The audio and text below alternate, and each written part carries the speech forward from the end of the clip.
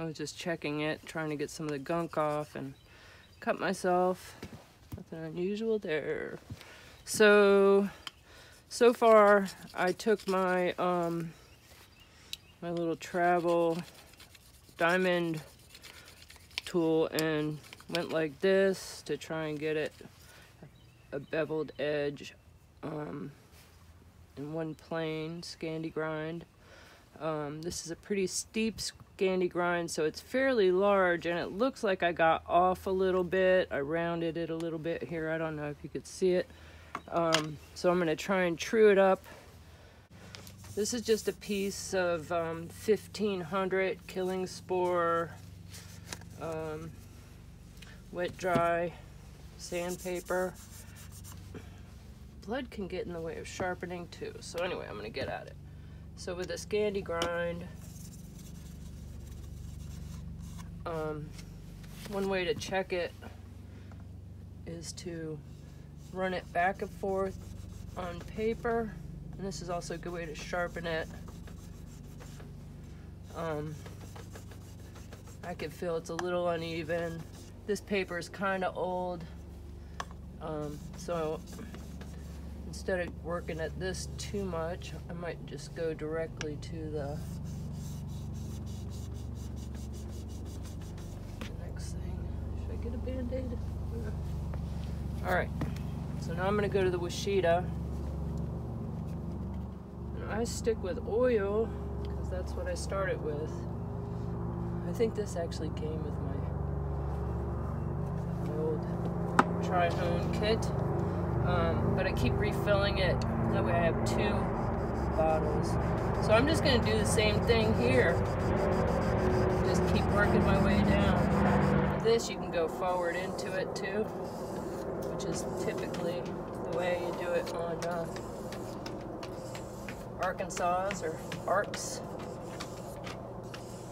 Washita is a type of Arkansas. I'm not sure what the grit is. It's probably like 800. Seems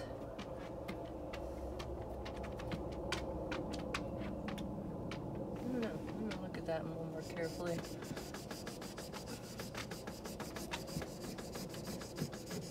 Try and use your whole stone.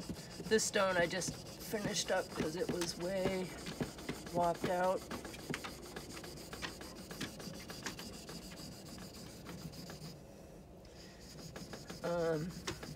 There is some talk of this being the way to do it now, you know. It used to be go directly across.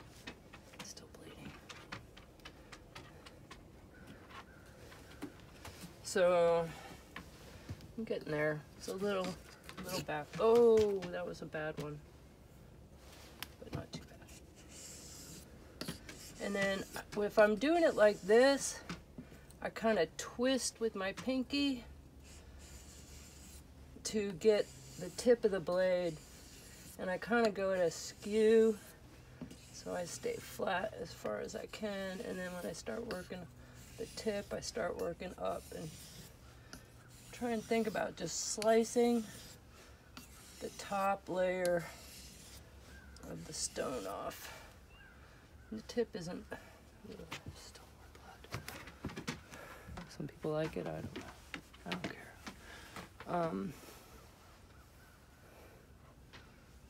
So anyway, it looks okay right there, but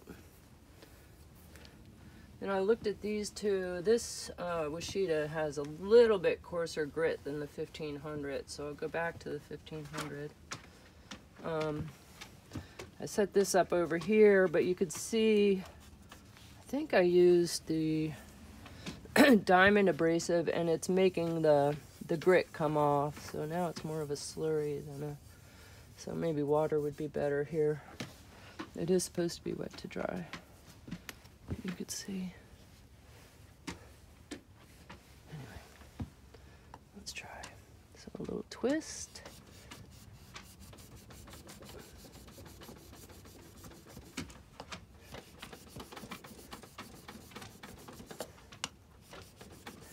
And you know why people do it this way?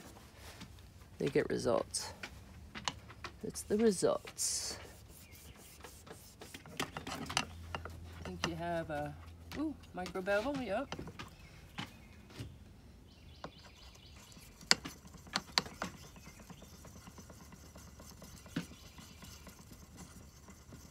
Got a little off there. But as one of Roy's friends would say, Peter Ross, he's a blacksmith. He's like, you can get really good at doing a file in one plane, and you work at it, you get it going straight and flat on that horizontal plane, and you get a good edge. But it's hard to be good at doing it in all different directions. And playing with a file really helps that, especially on longer blades. But anyway, you get the gist. Oh, there you are. There it is. Woohoo! Okay. I got the tip. I have to always watch that.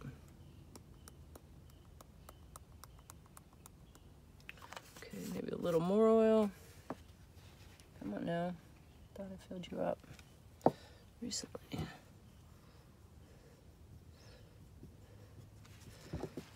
And I kind of adopted this technique from chisels with Peter. That's the way he does it, sort of.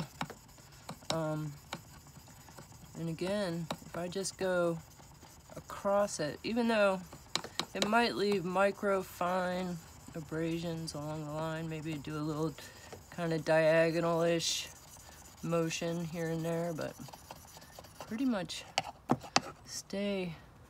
And then here I have this kind of propped up, so I can rest it here and here. And that gets a little more stability. And I just really got to think about staying in plane. Although this should be pretty easy. If it was perfect up to now, there wouldn't be much to go wrong. So you just get your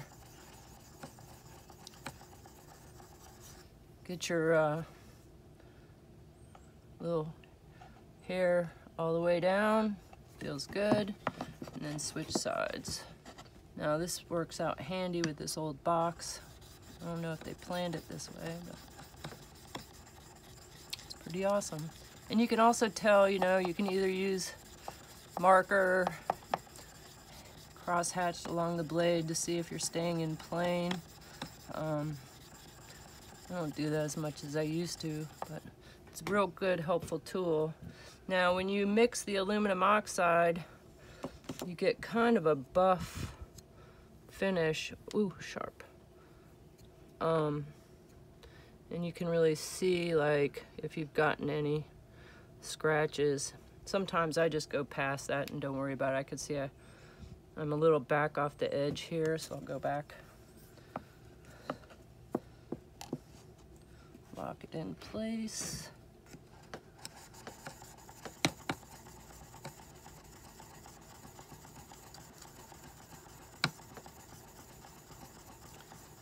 And then progressively less aluminum oxide. I'll sweep it down here, add more oil, go back and do it again.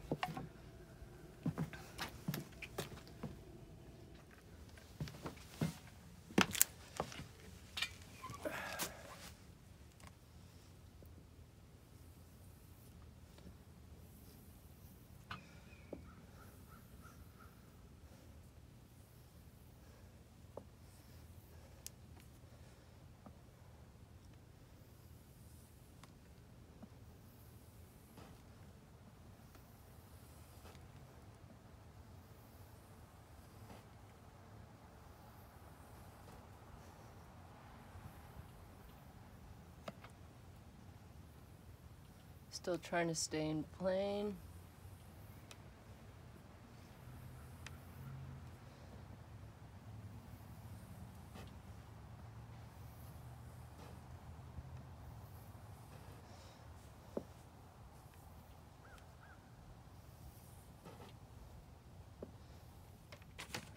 Now's a good time to check sharpness after stropping. still fantastic. All right, I'm gonna pack up my stuff and get ready to go. Got my Hoffman carver, little mini carver, craft carver. Awesome. All right, Luna, let's go for a walk.